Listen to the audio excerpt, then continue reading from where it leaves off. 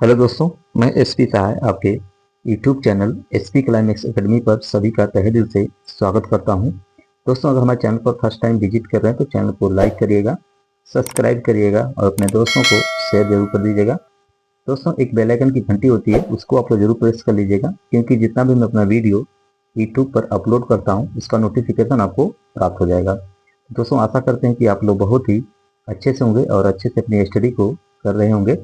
तो आइए दोस्तों, आज हम लोग यूपी डीएलएड हिंदी के द्वितीय सेमेस्टर के महत्वपूर्ण प्रश्नों को हल करेंगे दोस्तों, जो कि वर्ष 2023 से लेकर 2016 के अति लघु उत्तरीय प्रश्न को हल करेंगे। ठीक है, तो चलिए दोस्तों, देरी न करते हुए हम लोग प्रश्नों पर चलते हैं। चलिए, प्रश्न आपके पहले आपकी स्क्रीन पर है। तरह की कहानी शिक्षण की विधियां बताइए। उत्तर में लिखिएगा दोस्तों, कहानी शिक्षण की विधियां निम्न होती हैं। पहला आपका है कहानी कथन विधि, दूसरा आपका है चित्र आधारित कहानी विधि और आपका तीसरा है अधूरी कहानी पूर्ति विधि। ठीक है, ये सब क्या है? ये कहानी शिक्षण की विधियां हैं।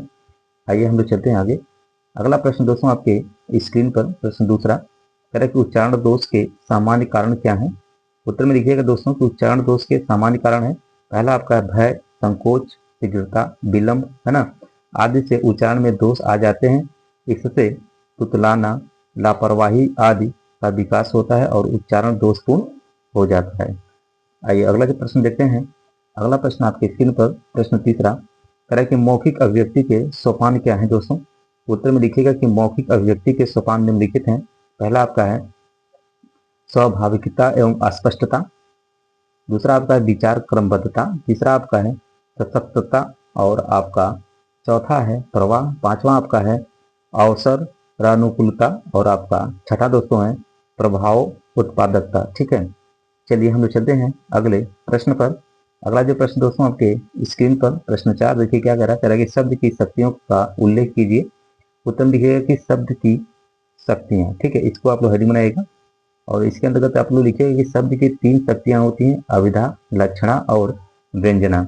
शब्द 3 प्रकार के होते हैं, वाचक, लक्षक और व्यंजक, तथा इनसे क्रमशः 3 प्रकार के अर्थ प्रकट होते हैं, वाच्यार्थ, लक्ष्यार्थ तथा व्यंग्यार्थ। ठीक है, तो चलिए हम लोग चलते हैं अगले प्रश्न पर।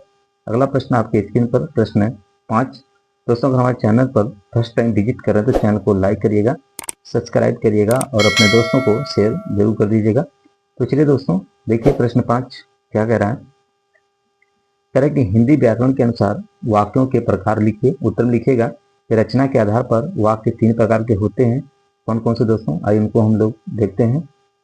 पहला आपका है सरल वाक्य, जिसमें केवल एक ही विचार या एक ही क्रिया होती है, उसे क्या कहते हैं? सरल वाक्य कहते हैं। जैसे उदाहरण देख लीजिएगा, राम स्कूल जाता है। ठीक है, आइए दूसरा हम लोग देखते हैं यौगिक वाक्य, जिसमें 2 या 2 से अधिक सरल वाक्य संयोजक शब्दों से जुड़े होते हैं, उन्हें हम कहते हैं यौगिक। ठीक है, जैसे उदाहरण देख लीजिएगा, राम स्कूल जाता है और श्याम खेलता है। ठीक है, चलिए अब हम लोग चलते हैं आगे। अगली आप लोगों की हेडिंग रहेगी दोस्तों तीसरी, मिश्र वाक्य। ठीक है, जिसमें एक मुख्य वाक्य और एक या अधिक आश्रित उपवाक्य होते हैं। उदाहरण देख लीजिएगा आप लोग, जब मैं घर पहुंचा तब वह सो रहा था। ठीक है, चलिए आप लोग चलते हैं हम लोग हैं। अगला प्रश्न आपकी स्क्रीन पर, प्रश्न 16, सॉरी प्रश्न 6, करें कि उपसर्ग क्या है? उदाहरण स्पष्ट कीजिए। तो आप लोग देखिए उपसर्ग को आप लोग हेडिंग बनाए गए और उसके अंतर्गत दिखेगा कि ऐसे शब्दार्थ जो किसी शब्द के पूर्व जुड़कर उसके अर्थ में परिवर्तन कर देते हैं या उसके अर्थ में विशेषता ला देते हैं, उन्हें उपसर्ग कहलाते हैं। उदाहरण देख लीजिए दोस्तों, कह रहा है कि प्रहार। प्रहार में दोस्तों हार जो आपका क्या है? हार प्रा, यानी कि प्रा जो आपका है ये दोस्तों आपका क्या है? उपसर्ग है। ठीक है, बिहार में बी जो दोस्तों आपका लिखा है, ये भी क्या आपका उपसर्ग है ना। बी धनहार माने कि बिहार, प्रा धनहार माने प्रहार। ठीक है, बात समझ में आ गया। चलिए अब हम चलते हैं अगले साल में। हमारा जो साल है 2022। दोस्तों 2022 में जितने भी अति लघु उत्तरीय प्रश्न पूछे गए थे, सभी प्रश्नों को लेकर मैं आप लोगों के बीच में आ गया हूं। सभी लोग सेशन को ज्यादा ज्यादा शेयर कर दीजिएगा। ठीक है, तो देखिए दोस्तों, प्रश्न 7 क्या कह रहा है। कह रहा है किन्हीं 4 विराम चिन्हों का उदाहरण सहित वर्णन कीजिए। कह रहे कि हिंदी भाषा में प्रमुख होने वाले 4 विराम चिन्ह हैं, उनको देख लीजिए क्या कौन कौन से हैं। पहला आपका है पूर्ण विराम। हम बोलते समय वाक्य खत्म होने के बाद विराम देते हैं, इसका अर्थ है पूरी तरह रुकना, जैसे राजू पढ़ रहा है। चलिए अगला हम लोग देखते हैं अल्प विराम। कह रहा कि जहां थोड़ी देर रुकना पड़े वहां अल्प विराम का प्रयोग किया जाता है, अर्थात एक से अधिक वस्तुओं को दर्शने के लिए अल्प विराम का प्रयोग किया जाता है। उदाहरण देखिए दोस्तों, कह रहा है कि भारत में गेहूं, चना, बाजरा, मक्का आदि बहुत सी फसलें उगाई जाती हैं। ठीक है, चलिए अब अगला आपकी हेडिंग है दोस्तों योजक चिन्ह। दो शब्दों में परस्पर संबंध स्पष्ट करने के लिए उन्हें जोड़कर लिखने के लिए योजक चिन्ह का प्रयोग करते हैं, जैसे रात दिन, आज कल। आप देख रहे होंगे कि रात और दिन के बीच में योजक चिन्ह लगा हुआ है, आज और कल के बीच में योजक चिन्ह लगा हुआ है। ठीक है, चलिए अब हम लोग चलते हैं अगली हेडिंग पर। अगली हेडिंग आपकी है लाघव चिन्ह। ठीक है, किसी बड़े तथा प्रसिद्ध शब्द को संक्षेप में लिखने के लिए उस शब्द का पहला अक्षर लिखकर उसके आगे इस चिन्ह का, ठीक है, को लगा देते हैं। उदाहरण देखिए दोस्तों, जैसे लिखा है डॉक्टर, डॉक्टर में आप देख रहे होंगे कि लाघव चिन्ह लगाया गया है, इसलिए इसको डॉक्टर पढ़ा जाएगा। ठीक है, जैसे डॉक्टर राकेश, पंडित किशोरी लाल। ठीक है, चलिए अब हम चलते हैं अगले प्रश्न पर। अगला प्रश्न आपके स्क्रीन पर प्रश्न 8 कह रहा है कि समास कितने प्रकार के होते हैं। तो उत्तर लिखिएगा कि समास 6 प्रकार के होते हैं। ठीक है, समास कितने प्रकार के होते हैं?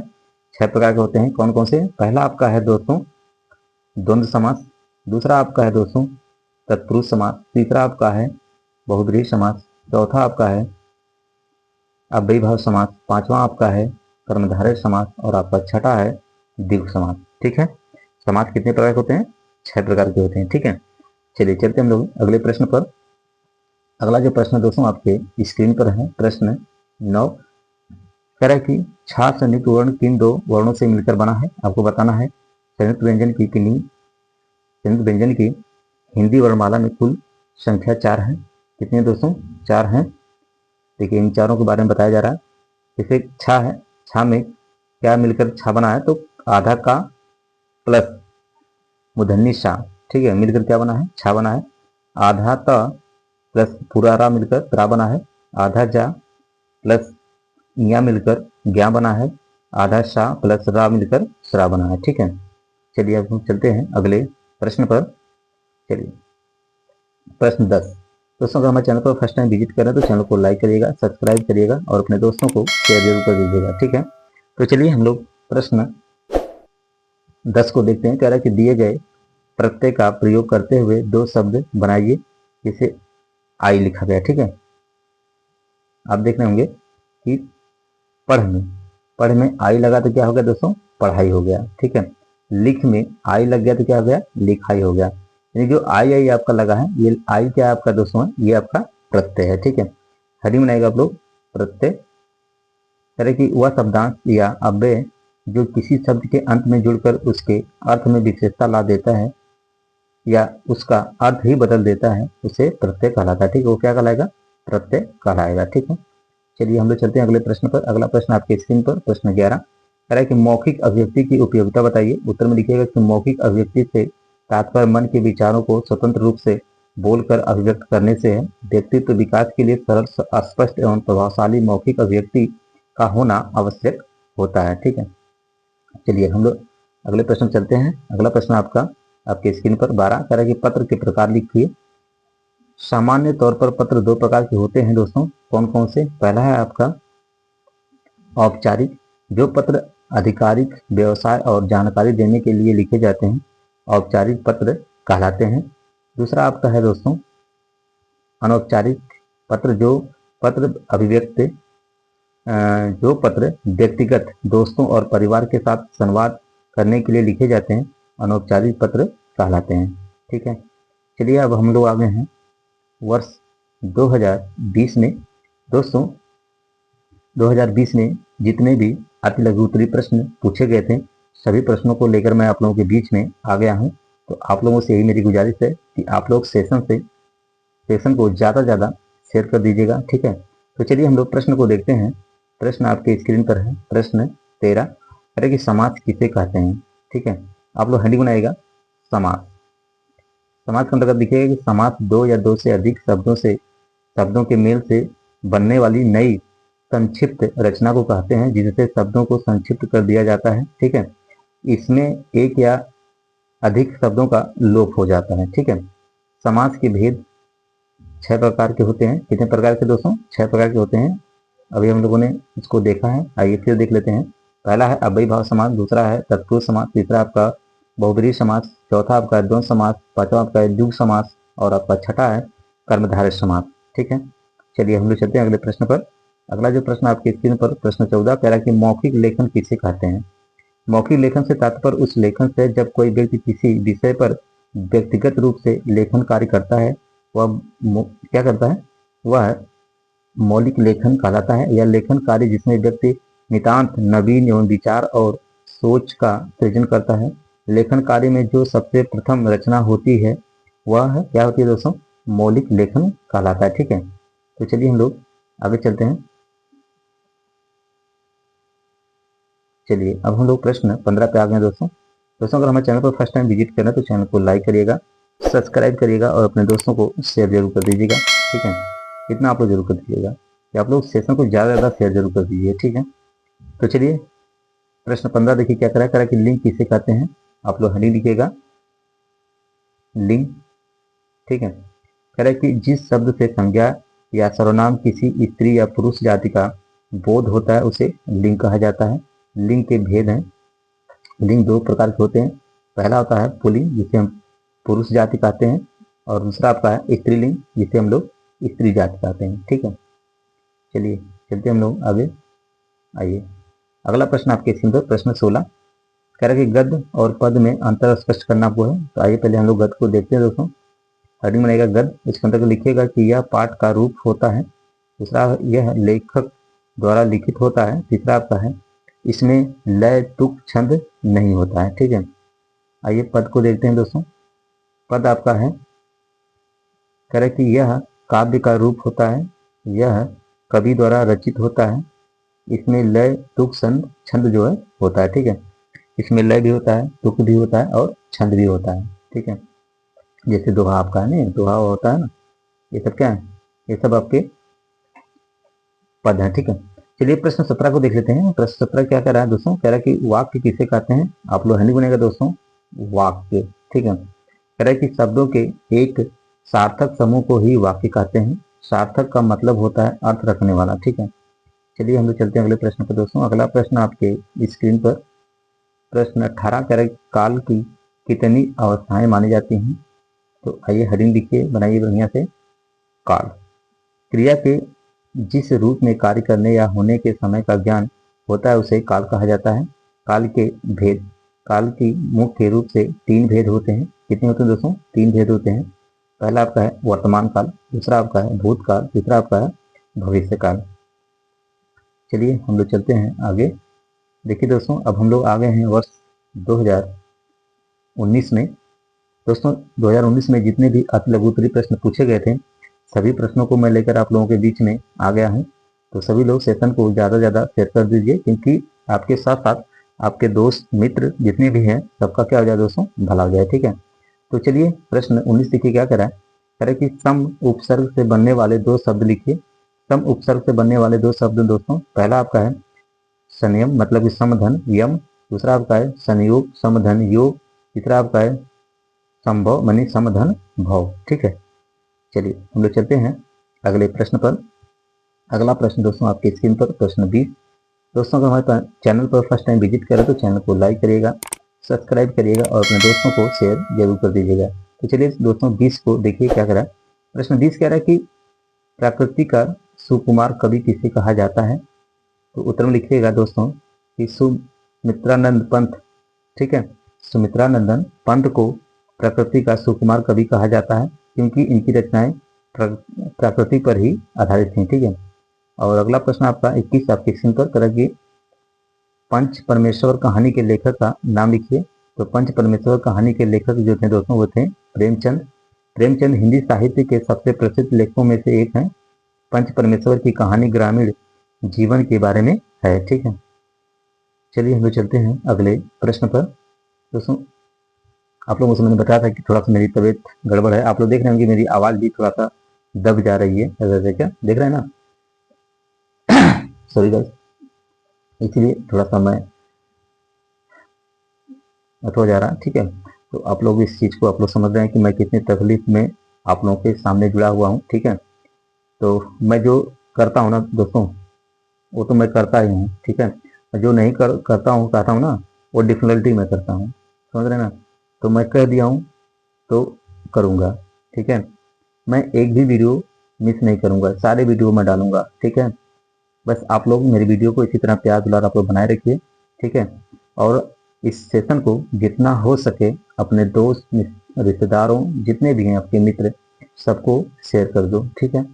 ये मेरी ढेर सारी सारी इच्छाएं आपसे बनी हुई हैं, ठीक है। तो चलिए देरी न करते हम लोग सवालों पर चलते हैं। दोस्तों प्रश्न 22 देखिए आपकी स्क्रीन पर है, कह रहा है कि अंधे की लकड़ी होना मुहावरे का अर्थ स्पष्ट करते हुए अपने वाक्य में प्रयोग कीजिए। तो उत्तर में लिखेगा कि मुहावरा अंधे की लकड़ी होना माने कि एकमात्र सहारा। वाक्य प्रयोग करेंगे तो मोहन अपने बूढ़े माता पिता के लिए अंधे की लकड़ी है, ठीक है।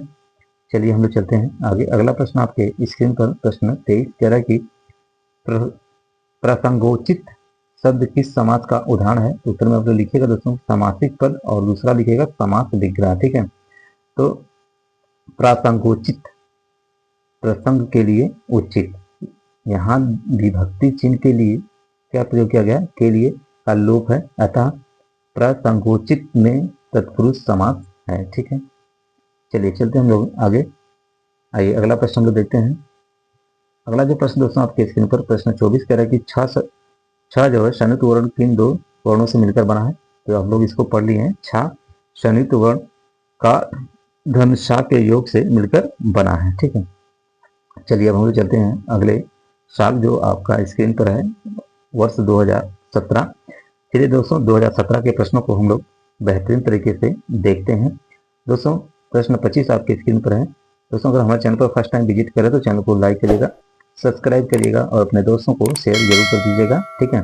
तो आइए दोस्तों हम लोग प्रश्न 25 को देखते हैं। कह रहा है कि प्रा उपसर्ग से बनने वाले दो शब्द लिखना आपको है। प्रा उपसर्ग का अर्थ है कि आगे, पहले, सर्वोच्च, अधिक आदि होता है, ठीक है। प्रा धन चार का मतलब होता है प्रचार। प्रा में प्रा धन भावमनी प्रभाव, प्रा धन तन्मनी की प्रसन्न, ठीक है। तो आप देख रहे हैं जो प्रा लगा हुआ है ये आपका दोस्तों क्या है, ये आपका उपसर्ग है, ठीक है। चलिए हम लोग चलते हैं आगे। अगला प्रश्न आपके स्क्रीन पर है प्रश्न 26 कह रहा है कि प्रत्यय किसे कहते हैं, ठीक है। हेडिंग लिखिएगा प्रत्यय वे शब्द जो किसी अन्य शब्द के अंत में जुड़कर अपनी प्रकृति के अनुसार शब्द का अर्थ बदल देते हैं, उस प्रत्यय कहते हैं। जैसे गाय धन का माने कि गायक, सुंदर धनता सुंदरता, ठीक है।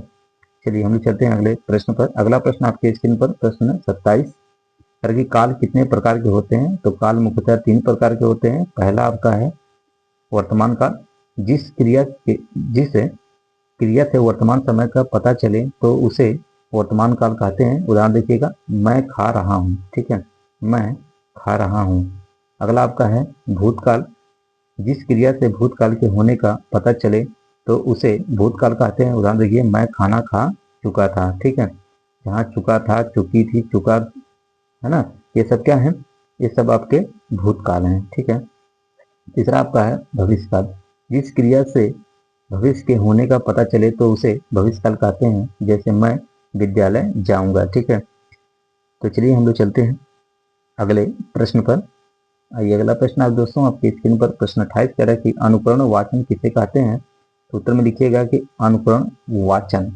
अनुकरण वाचन का एक प्रकार है जिसमें शिक्षक द्वारा पाठ का उच्चारण करने के बाद छात्र उसी तरह से पाठ का उच्चारण करते हैं, ठीक है।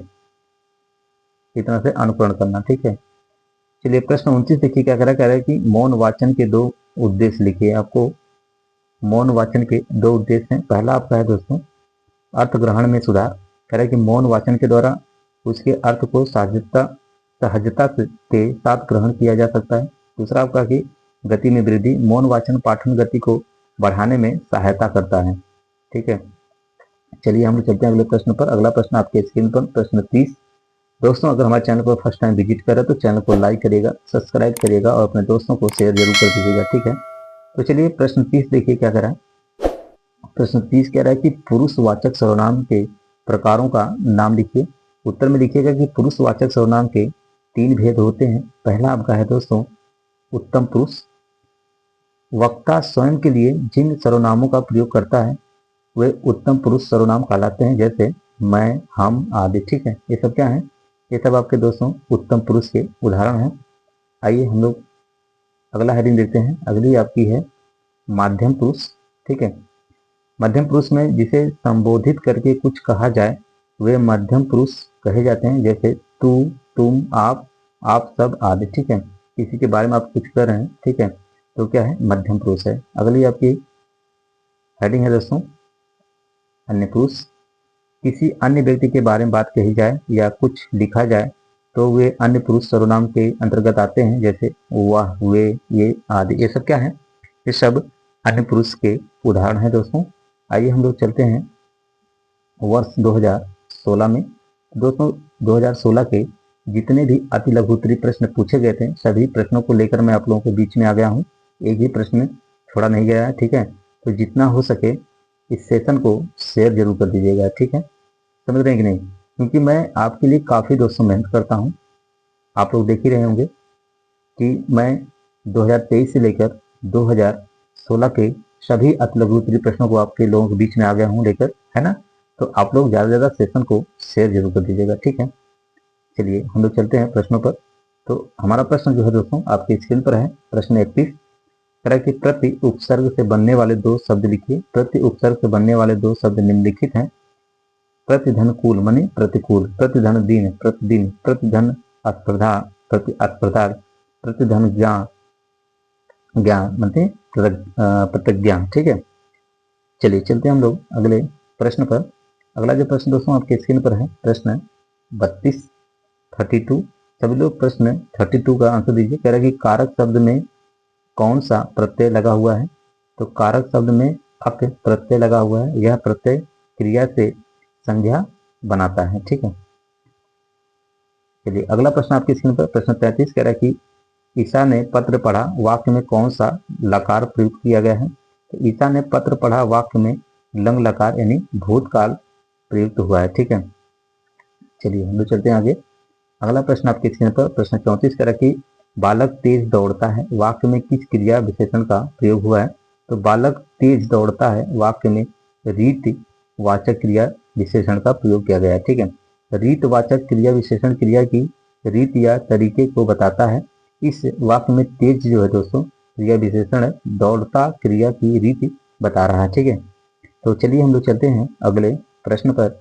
अगला जो प्रश्न दोस्तों आपके स्क्रीन पर है प्रश्न 35 सभी लोग देखिए। कह रहा है कि दोस्तों अगर हमारे चैनल पर फर्स्ट टाइम विजिट कर रहे हैं तो चैनल को लाइक कर दीजिएगा, सब्सक्राइब करिएगा और अपने दोस्तों को शेयर जरूर कर दीजिएगा, ठीक है। तो चलिए हम लोग प्रश्न 35 को देखते हैं। कह रहा है कि वर्ण शब्द के 2 पर्यायवाची शब्द लिखिए। तो वर्ण शब्द का पर्यायवाची चित्रण, कथन, व्याख्या, आख्यान, विवरण, उल्लेख, चर्चा आदि होते हैं, ठीक है। चलिए अब हम लोग चलते हैं अगले प्रश्न पर। अगला प्रश्न आपकी स्क्रीन पर प्रश्न 36 कह रहा है कि दोस्तों ये सेशन का लास्ट क्वेश्चन है। सर्वनाम शब्द के 2 उदाहरण लिखिए। उत्तर में लिखिएगा कि सर्वनाम शब्द के 2 उदाहरण। पहला है मैं, माने कि यह शब्द स्वयं के लिए प्रयुक्त होता है। दूसरा है तुम, यह शब्द सुनने वाले व्यक्ति को दर्शाता है। इसे उदाहरण देख लीजिए, अभी स्पष्ट हो जाएगा आपका। कह रहा है कि मैं आजकल स्कूल जा रहा हूँ, तुम क्या कर रहे हो, ठीक है। ये सब किसके उदाहरण है? ये सब आपके सर्वनाम शब्द के उदाहरण हैं, ठीक है। तो चलिए दोस्तों सभी को मेरी तरफ से जय हिंद, जय भारत, थैंक फॉर वॉचिंग। सभी को गुड नाइट। नेक्स्ट डे फिर इसी तरह आप लोगों के बीच में एक नया वीडियो लेकर आप लोगों के बीच में आऊँगा, ठीक है। तो आप लोग जितना हो सके सेशन को शेयर जरूर कर दीजिएगा, ठीक है। और हमारे चैनल पर अगर फर्स्ट टाइम जितने भी बच्चे देख रहे हैं सभी लोग लाइक कर दीजिएगा, सब्सक्राइब कर दीजिएगा और अपने दोस्तों को शेयर जरूर कर दीजिएगा, ठीक है। तो चलिए दोस्तों सभी को थैंक्स।